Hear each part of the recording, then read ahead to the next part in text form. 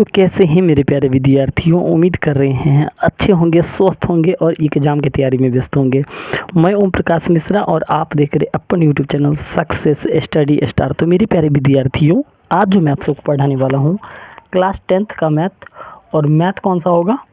NCERT है। ठीक है बाबू लोग, तो पढ़ने वाले हैं प्रश्नावली 3.3 का 1 का पहला सवाल। ठीक है, तो वीडियो को अंत तक वॉच कीजिएगा। मैं कह रहा हूँ ना, अगर आप लोग अंत तक देख लिए तो आज के बाद आपको कभी भी प्रतिस्थापन विधि में कहीं से दिक्कत नहीं होगा। ठीक है, तो यदि आप हमारे चैनल पर पहली बार होंगे तो चैनल को लाइक करें, सब्सक्राइब करें और वीडियो को ज़्यादा से ज़्यादा अपने दोस्तों के बीच शेयर करें। ठीक है, तो चलिए ना पहला तरीका से सवाल को फोड़ते हैं। क्वेश्चन कह रहा है निम्न रैखिक समीकरण युग्म को प्रतिस्थापन विधि से हल करना है। कौन सा विधि से? प्रतिस्थापन विधि से। तो चलिए पहले मैं एक वाइट पेज ले लेता हूँ। चलिए ले लिया मैंने, जैसा कि आप लोग देख रहे हैं। क्वेश्चन पहला लिख लिया जाता है। एक्सरसाइज कितना है तो आप लोग कहिएगा सर 3.3 क्या पहला सवाल। क्वेश्चन है आपको देख रहे हैं x + y = 14, x + y = 14 और इसका दूसरा क्या है x - y = 4। देखो बाबू लोग, इसको किस विधि से बनाना है तो आप कहिएगा सर प्रतिस्थापन विधि से। अब थोड़ा किताब को मैं साइड कर देता हूँ। चलिए अब कॉपी पर थोड़ा आप लोग फोकस कीजिएगा। ठीक है, तो प्रतिस्थापन विधि से बनाना है। तो प्रतिस्थापन विधि अब मान लीजिए तो दिया हुआ है। ठीक है, अभी तो मैं कुछ किया हूँ नहीं किया हूँ। चलिए इसको समीकरण सिर्फ मान लीजिए 1, यह समीकरण 2। ठीक है, अब लिख लेते हैं हल। अब देखिए समीकरण 1 है, समीकरण 2 है, तो इसी से x या y किसी का मान हम निकाल लेते हैं। ठीक है, और दूसरे में रखें। देखिए क्वेश्चन क्या कहा? प्रतिस्थापन विधि। प्रतिस्थापन का मतलब ही होता है एक मान को दूसरे मान में स्थापित करना। प्रतिस्थापन मतलब क्या होता है? एक मान को दूसरे में स्थापित करेंगे, अपने x y का मान निकल जाएगा। ठीक है, तो चलिए समीकरण 1 चाहे 2 से किसी से करते हैं। मान लीजिए हमारा मान है समीकरण 2 से, तो हम लिखिए समीकरण 2 से। समीकरण 2 से, समीकरण 2 है क्या? आप लोग देख रहे हैं समीकरण ये है 2, ये है x - y बराबर क्या है? 4 है। 4 बताइए, x बराबर पहले से 4 है तो 4 मैंने लिख लिया, माइनस का y तो बराबर किस तरफ आके प्लस का y।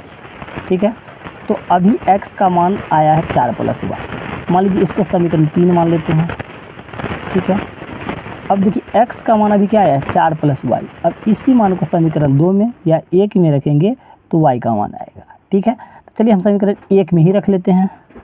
तो लिखिए, हम लिखेंगे x का मान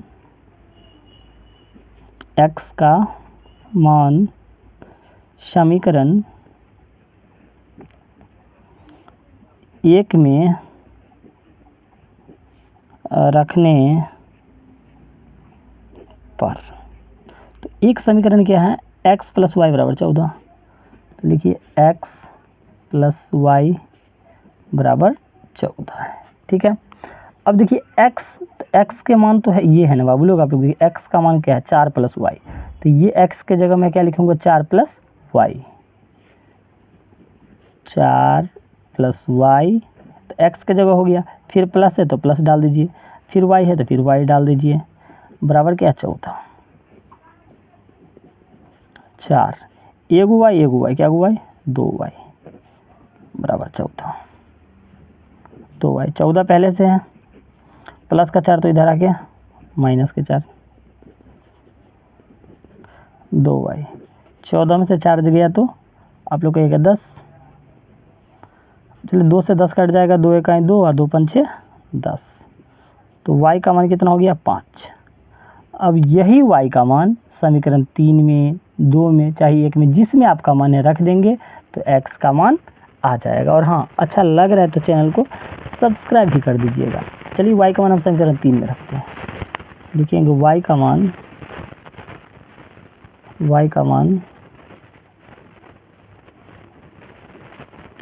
समीकरण 3 में रखने पर, तो y का मान समीकरण किसमें रखा है 3 में, तो y का 3 समीकरण कौन है ये, x बराबर 4 प्लस वाई है ना, तो लिखिए x बराबर 4 प्लस वाई, ये 4 प्लस y की जगह कितना है 5, 4 5 कितना हो गया 9। आपने देखा x का मान आ गया है 9 और y का आ गया है कितना 5। तो उम्मीद कर रहे वीडियो आपको अच्छा लगा होगा। यदि अच्छा लग गया हो तो चैनल को सब्सक्राइब, लाइक और वीडियो को ज़्यादा से ज़्यादा शेयर करें। धन्यवाद।